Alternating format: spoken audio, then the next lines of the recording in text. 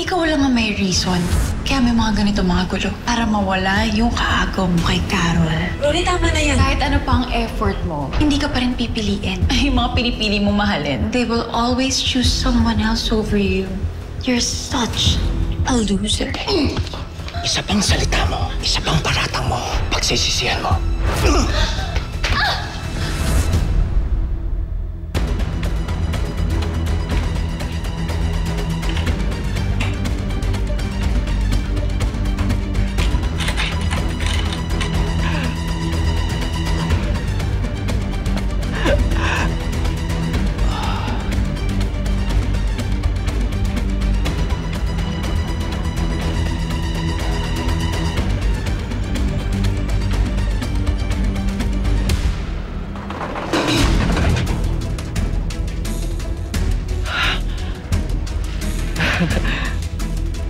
Gising ka na, mahal ko.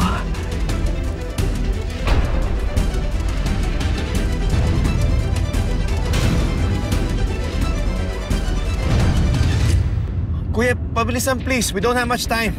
Boss, doon tayo dumaan sa hindi matraffic. Paano yung kotse mo? Hindi, okay na yun. Itatawag ko na lang sa mekaniko.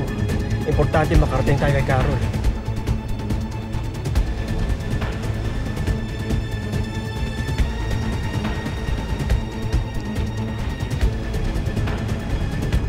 Kuya, please, konting bilis pa. Kailangan ko mabuti ang asawa ko.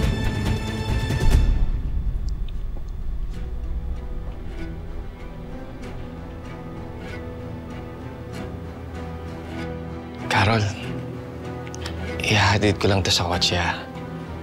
Tapos, babalikan kita.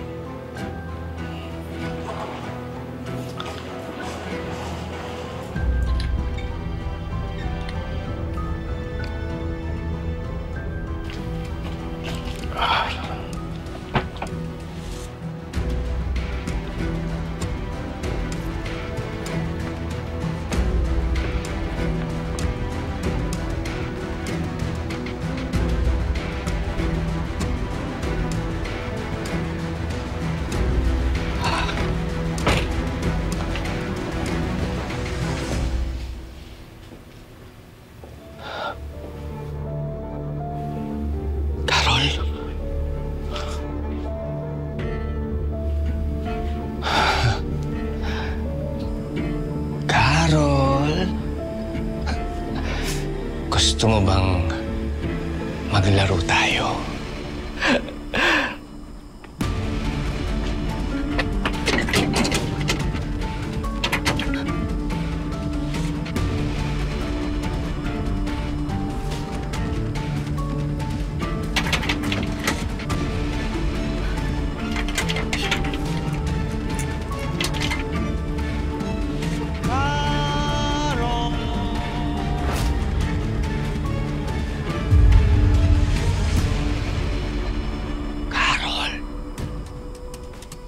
Hindi ka pa dapat magising.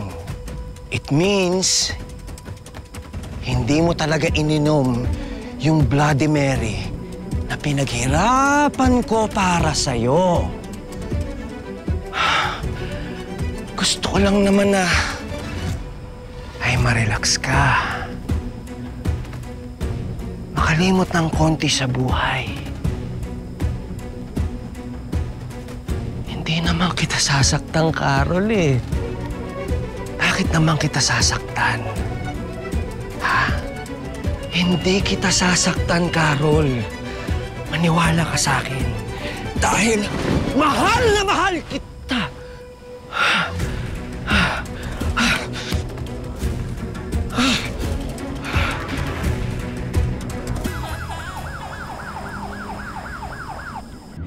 Amber?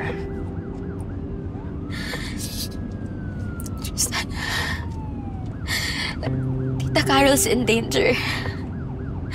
And Dad's going to her.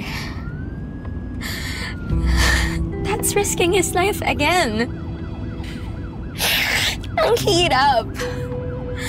Ang hirap ng tanggapin na magagawa yun ni Tito Dennis. All my life, tinuring ko siya sa second father.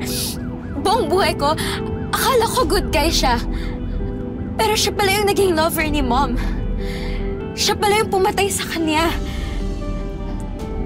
Paano kung si Dad? Paano kung si Tita Carol? Hindi deserve ng lokong yun ang luha mo, Amber. Basta, magtiwala tayo sa Diyos. Hindi niya pababayaan ang ate ko at ang daddy mo. How can you be so sure when everything's messed up? Sa dinami-dami ng pinagdaanan namin ng ate ko, maniwala ka sa akin. Kung wala siya, kung wala yung tulong niya, hindi namin kakayanin ang malalampasan lahat. Basta magtiwala tayo.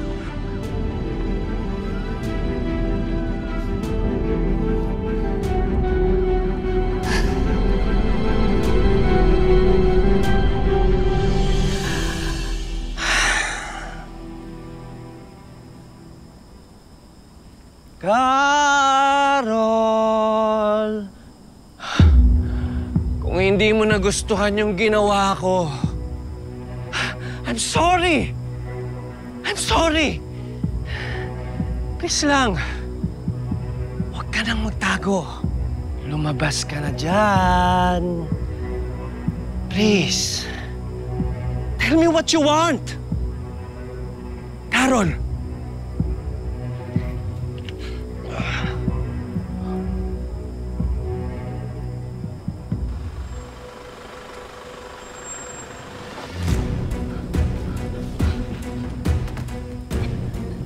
Carol! Sumama ka sa akin! Sumama ka sa akin! Akala mo makakatakas ka dito? Hindi ka pakawalan!